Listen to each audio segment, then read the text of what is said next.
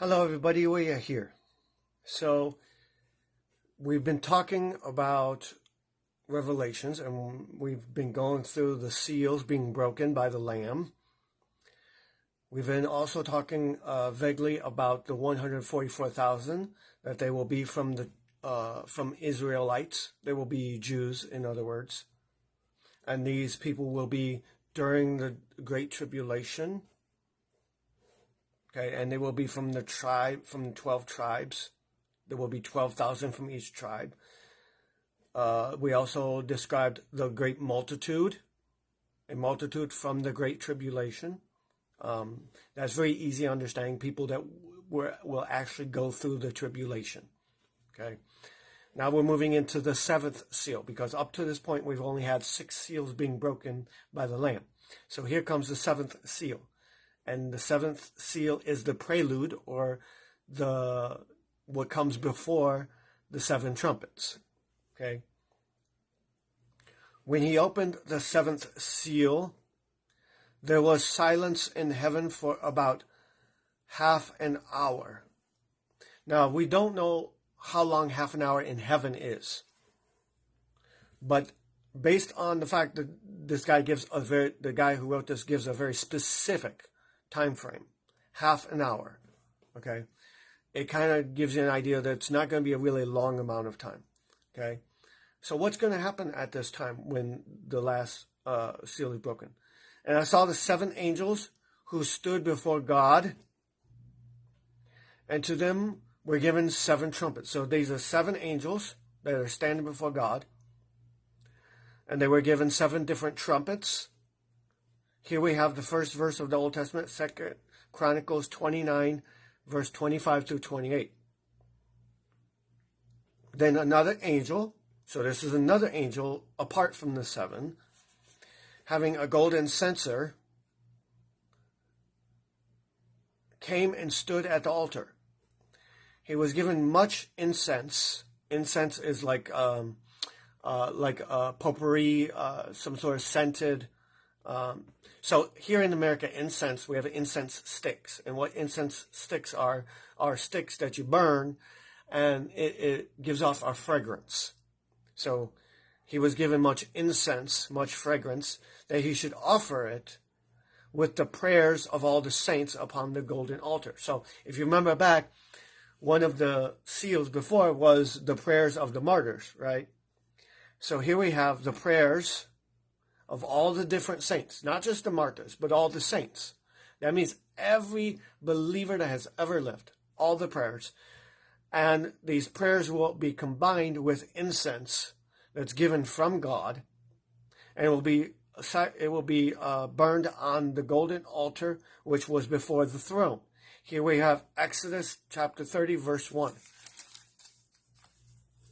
And the smoke of the incense. So the smoke that comes from this incense with the prayers of the saints, okay, ascended before God from the angel's hand. So the smell or the smoke went up. So the smoke of the incense, as well combined with the prayers of the saints, went up from the angel's hands, okay, and went up before God. So it ascended, going up. That's what ascended is, going up.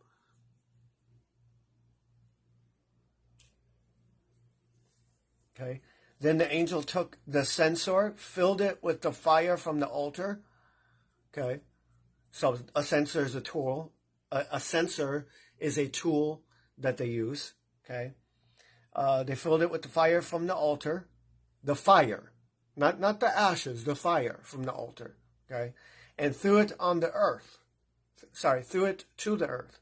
So the fire from what's being burned was threw down on the earth. So we have fire falling on the earth. Then we have noises, loud noises, and thunderings, and lightnings, and an earthquake. Here we have 2 Samuel chapter 22, verse 8.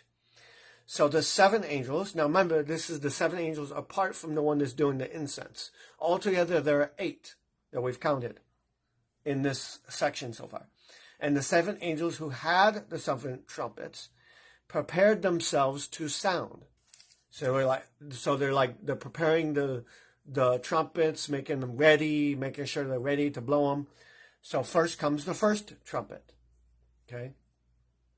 The first angel sounded, and hell and fire followed after that trumpet was blown, mingled with blood, and they were thrown into the earth. They were thrown to the earth. So hell, fire, and blood.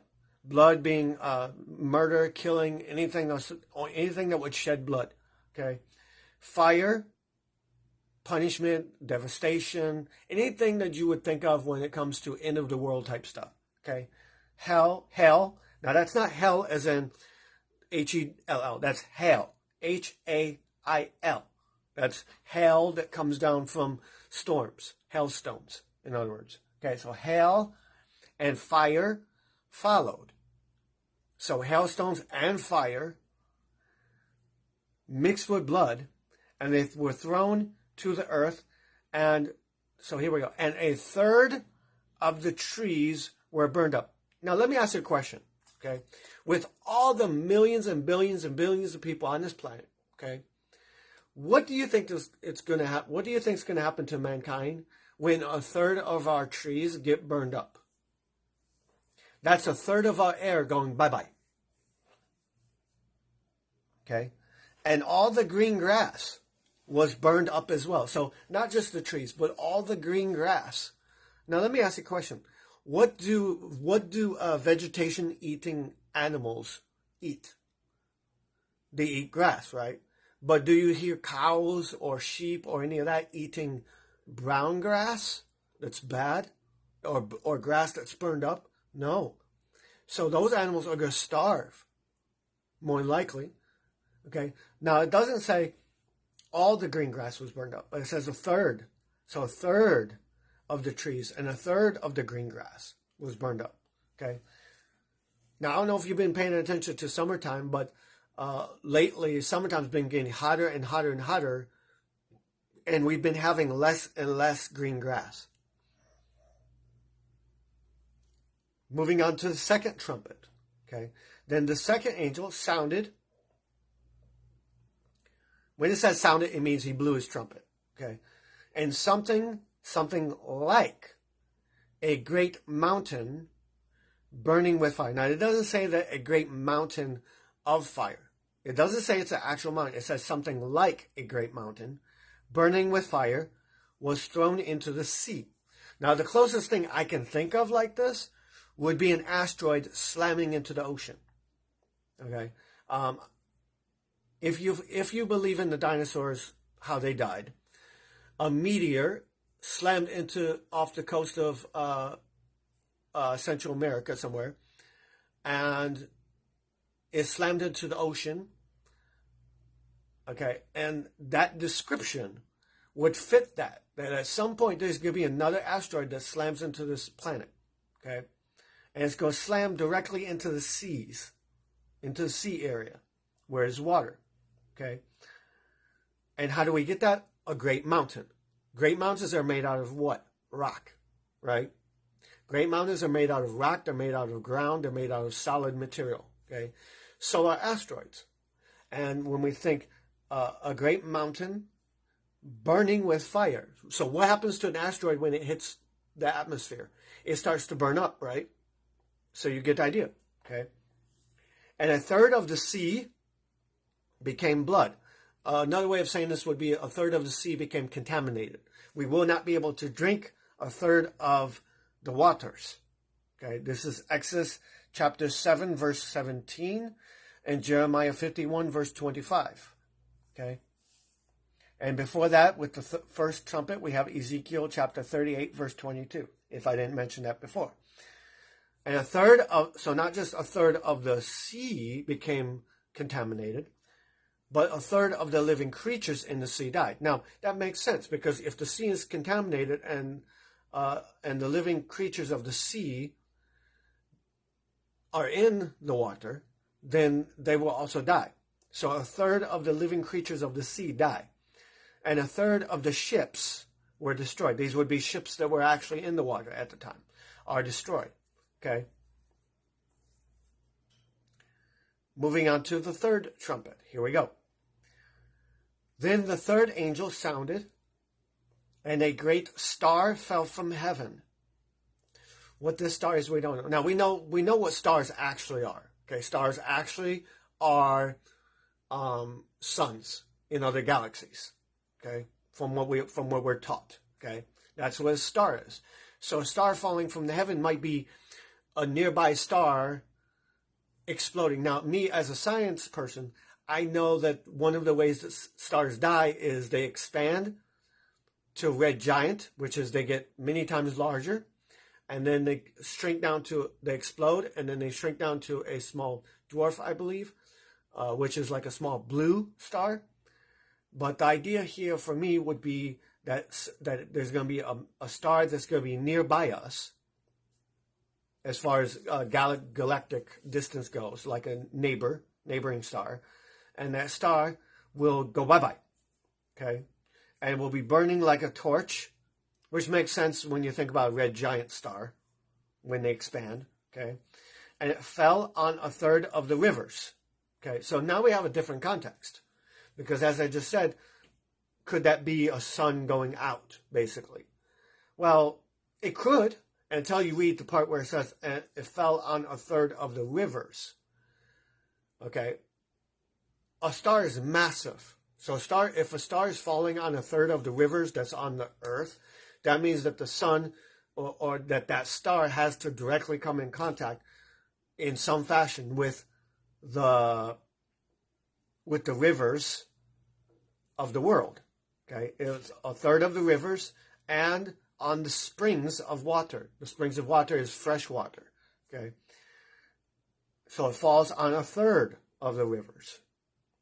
So perhaps this might be a sun exploding that's nearby us, and somehow the radiation or something from that star penetrates our atmosphere and contaminates our water. Something that's just an idea. I'm not saying that's what's going to happen. I'm just saying that's an idea. Anyway, that's Isaiah chapter 14, verse 12. Okay. Now, the name of the star is Wormwood. That's the name of that particular star. Wormwood. Okay. So keep an ear out for that name. Wormwood. Okay. A third of the waters became wormwood. So basically, whatever came from this star that fell, it's going to end up contaminating the waters. A third of the waters became wormwood, and many people, in other words, died from the waters because they were depending on the waters to drink. Okay, because it was made bitter. So that's going to talk about the taste of the water after the contamination. It's going to be a very bitter taste. Okay, contaminated. Here we have Exodus chapter 15, verse 23, and Ruth chapter 1, verse 20. Okay. Now we're moving on to the fourth trumpet. Okay, which is the last trumpet of this chapter. Okay. Then the fourth angel sounded, and a third of the sun was struck. Okay. Now we don't know if this is directly talking about just the one sun, which is our solar system sun, or if this means all suns. Okay. But it says a third of the sun. Uses the word S-U-N, sun. So that would kind of relate to me that it's talking about our sun. Okay. And a third of the moon as well was struck. And a third of the stars. Now there's the other suns. Okay. And it makes sense. So a third of our sun. So some sort of catastrophe is going to happen that's going to affect every sun in all of the universes. Okay. As well as the moon. And that makes sense considering when you think about one of the signs of the end times is the sun going dark and the moon turning, not giving its light as well. Okay. And a third of the day did not shine. Okay. So a third of the day went bye-bye. So we lost a third of the day. So what is a third of the day? Usually the sun comes up somewhere around, well, in my areas, so here we go. Usually the sun will arise sometimes around 6 or 7 in the morning here, okay? And it will usually go down somewhere around 6 or 5 or 6-ish. So we will usually have roughly about 12 hours. So that means at some point, something's going to happen, and we're going to lose a third of those 12 hours. So that would be 4 hours. We will end up losing 4 hours of sunlight, okay? And likewise, the night. The night will also lose much of its light as well from the stars, even though the night is much darker, okay? Isaiah 13, verse 10. And I looked and I heard an angel flying. So this is hearing the flapping of the wings. Or maybe, well, you might be hearing the flapping of the wings, but you also hear the voice, because later on it says flying through the mist of, and I heard an angel flying through the mist of heaven, saying with a loud voice. So they're proclaiming with a loud voice, woe, woe, woe to the inhabitants of the earth, because of the remaining blasts of the trumpet of the 3 angels which are about to sound. In other words, yes, much suffering has occurred up to this point, but this angel is saying, woe to what's yet still to come is going to be much worse. Okay? And trust me, it's not going to be a good time to be alive. It really is not. If you're here for all of this, it's going to be a horrible time to be alive. We're going to experience suffering like we've never experienced suffering in all of humanity. Okay? So thank you guys for your time. That is the end of Revelations 8. I will see you on Friday for chapter 9. Thank you guys for your time.